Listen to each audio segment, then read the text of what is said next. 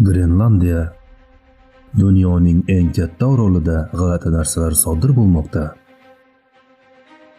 Avvalo Trump boshchiligida Amerikadan Rossiyaga, Xitoydan NATOgacha hammaning ko'zi bu muz bilan qoplangan sirli yerlarda. Hatto Trumpning bu muzliklarda yashaydigan 57 ming kishining har biriga Amerikaga qo'shilishlari evaziga $1 million va'dasi kun tartibiga chiqdi. Xo'sh nega? Kattaligi hisobga olinganda ustida deyarli hech kim yashamaydigan bu orol qanday qilib dunyo siyosatining markaziga joylashdi?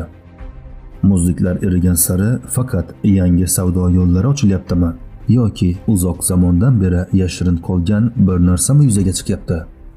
Grenlandiya shunchaki bir orol emas, ayni paytda qulflangan bir sir. Yuzasining taxminan 80% qalinligi joy-joyida 3 kilometrga yetadigan muz qatlami bilan qoplangan. Ostida nima borligiga doir sirlar esa ehtimol uning nomida yashirindir. Grenlandiya, ya'ni yashil diyor. Vikinglar bu muzliklar bilan qoplangan joyga nega bu nomni qo'yishgan edi? Uchuvchi sirli vositalardan global kuch urushlariga, iqlim falokatlaridan, kelajakda hammamizga ta'sir qilishi mumkin bo'lgan ssenariylargacha cho'ziladigan ulkan bir sirning markazida turganini gaplashadigan bu videoda davlatlarning yashirganlari bilan yoki to'g'ri bo'lsa insonning aqliga sig'maydigan da'volar bilan o'sha muz qatlami ostiga tushishga harakat qilamiz. Chunki ba'zan eng katta sirlar eng sovuq joylarda yashirinadi. Tayyor bo'lsangiz boshlaylik.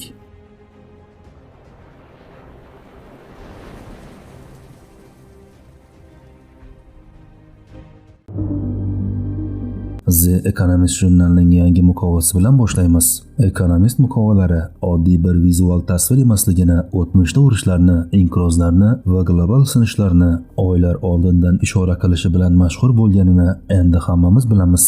Va endi qizil fonning o'rtasida Donald Trump ulkan bir oq ayiq ustida turibdi. Bu bir hazilmi yoki ancha qorong'u bir xabarmi?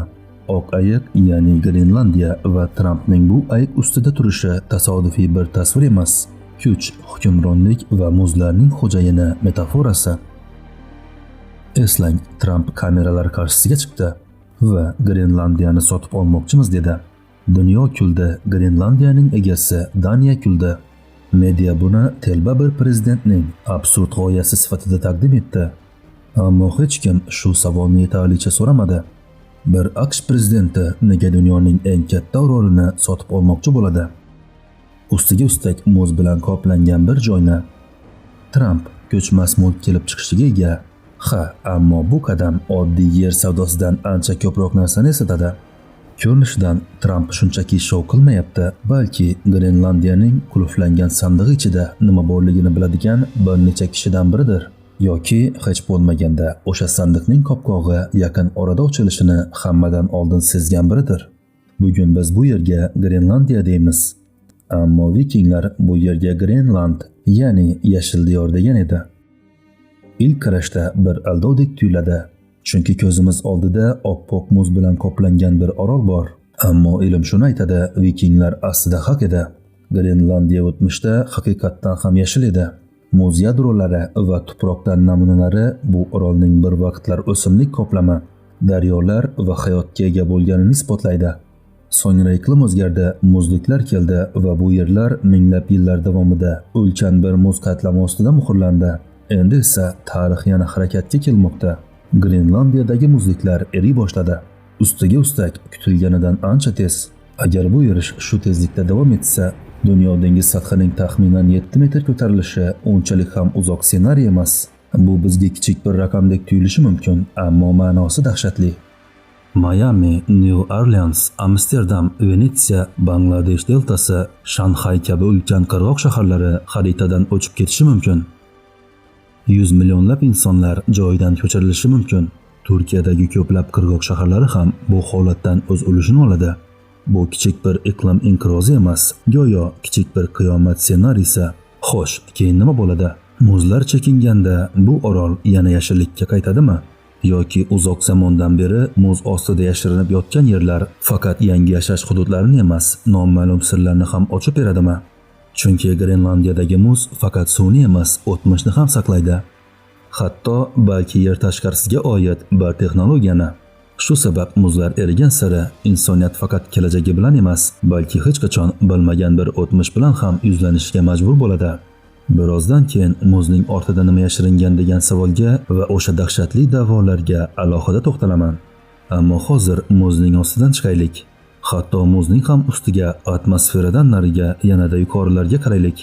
Chunki Grenlandiyaning bunchalik ishtaha ochishining yana bir sababi bor va bu sabab yer yuzi bilan cheklanmaydi.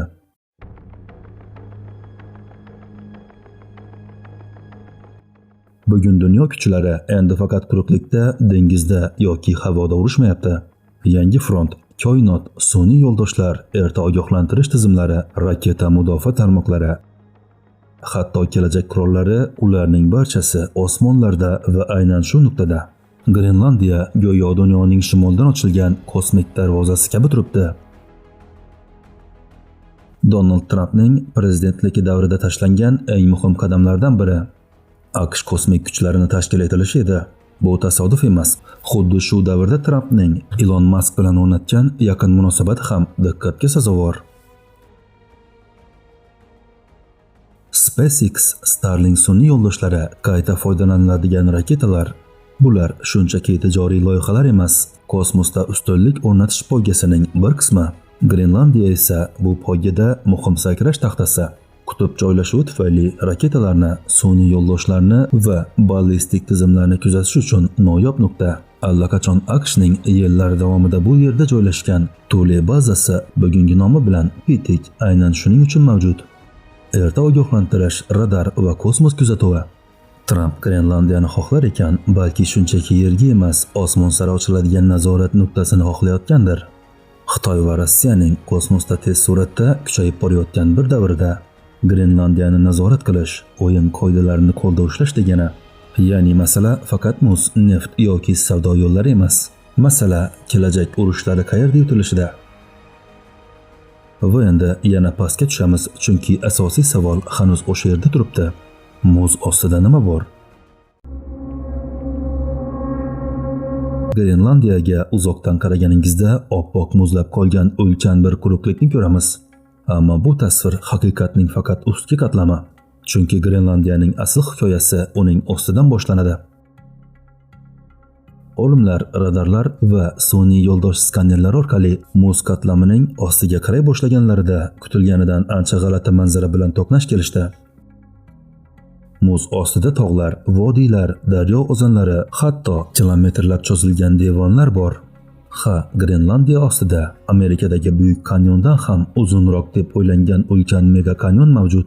Taxminan 750 kilometr uzunlikda. Ammo faqat shular emas, muz ostida ba'zi anomaliyalar aniqlanmoqda. Bo'shliq kabi ko'rinadigan izohi qiyin shakllar. Rasmiy hisobotlar ehtiyotkor, hali yetarli ma'lumot yo'q. Tabiiy shakllanish bo'lishi mumkin deyshadi, ammo bu yerda tabiiy bo'lmagan, bevosita inson qo'li bilan qurilgan, ishlab turuvchi bir haqiqat mavjud. Davlatlarning o'z qo'llari bilan muz ostiga qurilgan inshootlari, yashirin bir shahar.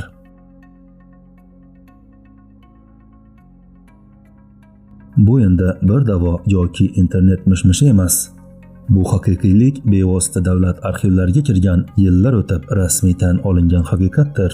1950-yillarda Sovuq urushning eng qorong'u davrida Amerika Qo'shma Shtatlari Grenlandiyaning o'rtasiga jimjitlik bilan harakat qildi. Ammo yuzada emas, to'g'ridan to'g'ri muz ostiga, muz qatlamining ichiga tunnel ochildi. Yashash hududlari tashkil etildi, elektr tarmoqlari, laboratoriyalar, yotoqxonalar, oshxonalar qurildi. Hatto bu yashirin inshootga quvvat berish uchun yadro reaktori ham olib kelingan edi. Bu oddiy harbiy baza emas edi. Rasmiy yozuvlarga ko'ra, bu ilmiy tadqiqot bazasi edi. Ammo pardalar ortida ancha boshqacha rejalar bor. Maqsad Grenlandiya muzining ostiga yuzlab kilometrlab tunnel qazish va bu tunnellar ichiga Sovet ittifoqiga yo'naltirilgan yadro raketalarini joylashtirish edi. Ushbu rejaning nomi Project Iceborne, ya'ni muz ostida ko'rinmaydigan, tegib bo'lmaydigan, xaritalarda yo'q bir yadro shahri qurilayotgan edi. Urush chiqsa, raketalar muz ostidan uchiriladi va dunyo hujum qayerdan kelganini ham anglolmaydi. Yanada qo'rqinchlisi shuki, bu loyiha yillar davomida yashirildi, lekin hisoblanmagan bir narsa bor edi. Muz rejalanganidek barqaror emas edi, vaqt o'tishi bilan harakat qildi va tunnellar qulay boshladi.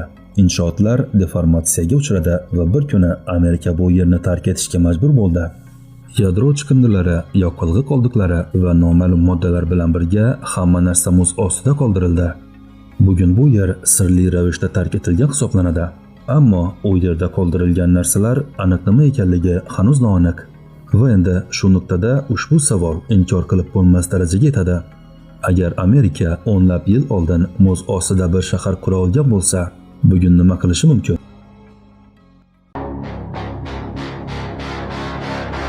Grenlandiya shunchaki bir orol emas, u deyarli dunyoni kuzatadigan bir ko'z bo'lish imkoniyatiga ega.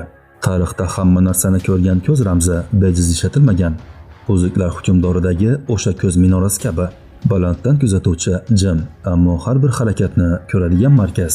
Grenlandiya bugun aynan shu rolni o'ynaydi. Shimoldan dunyoga qaraydigan kuzatuv nuqtasi va bu kuzatuv hikoyasi faqat bugungi kun bilan cheklanmaydi. 1968-yilda Grenlandiya yaqinida AQSh B-52 bombardimonchi samolyot qulagan edi. Unda yadro bombalari bo'lgan. Tozalandi deyildi, ammo yillar o'tib paydo bo'lgan hujjatlar shuni ko'rsatdiki, kamida bitta qism hech qachon topilmadi. Shu hududda xizmat qilgan askarlar kasallandi, sud ishlari bo'ldi, to'lovlar qilindi.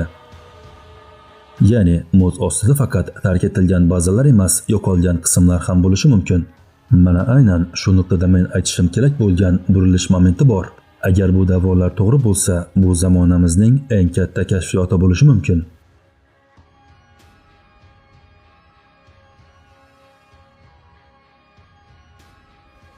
Hamma narsa jurnallarda e'lon qilingan bir intervyu bilan yana dolzarb bo'ldi. Jurnalist Rossi Coulthard va UFO tadqiqotchisi Mark Martin Kalista Grenlandiyada yozib olinganligi iddio qilingan noodatiy tasvir haqida gapirmoqda. Da'voga ko'ra, bu tasvir oddiy kamera bilan emas, infraqizil tizimlar orqali yozib olingan. Ya'ni samolyot, sun'iy yo'ldosh, meteorit yoki ma'lum har qanday havo vositasi bilan aralashtirib bo'lmaydigan turdagi. Tasvirda Grenlandiyada bir tog'ning ortidan chiqqan ulkan va juda yorqin bir jismlik ko'rinadi. Ushbu jism kutilmagan yo'nalishni o'zgartiradi. Boshqa o'xshash jismlar bilan uchrashadi va soniyalar ichida kuzatib bo'lmaydigan tezlikda yo'qoladi. Mana shu nuqtada onga quyidagi savol keladi. Grenlandiya UFOlar uchun asosiy markaz bo'lishi mumkinmi? Tadqiqotlar chuqurlashgani sayin da'volar ham ortmoqda. Ba'zi manbalarga ko'ra, Grenlandiyada Birinchi jahon urushiga qadar yorqinlik disk shaklidagi jim harakat qiluvchi jismlar haqida xabarlar mavjud bo'lgan. Konspiratsiya nazariyalariga ko'ra, Ikkinchi jahon urushi oxiriga yaqin Gitler va natsist Germaniyasi Antarktikada yashirin bazalar qurib, u yerda ilg'or texnologiyaga ega uchuvchi vositalar ishlab chiqqan. 1946-47-yillarda AQSh tomonidan o'tkazilgan rasmiy yozuvlarga ko'ra, bu qutb mashqi edi. Ammo da'volarga ko'ra, Amerika dengiz floti shu yerda dengizdan chiqqan kutilmagan manevrlar qiluvchi uchuvchi jismlar bilan to'qnashgan va shu sabab operatsiya kutilganidan erta yakunlangan. Albatta, bu ta'rif tasdiqlangan tarix emas. Ko'proq qorong'uda qolgan hujjatlar va guvoh da'volarga tayangan.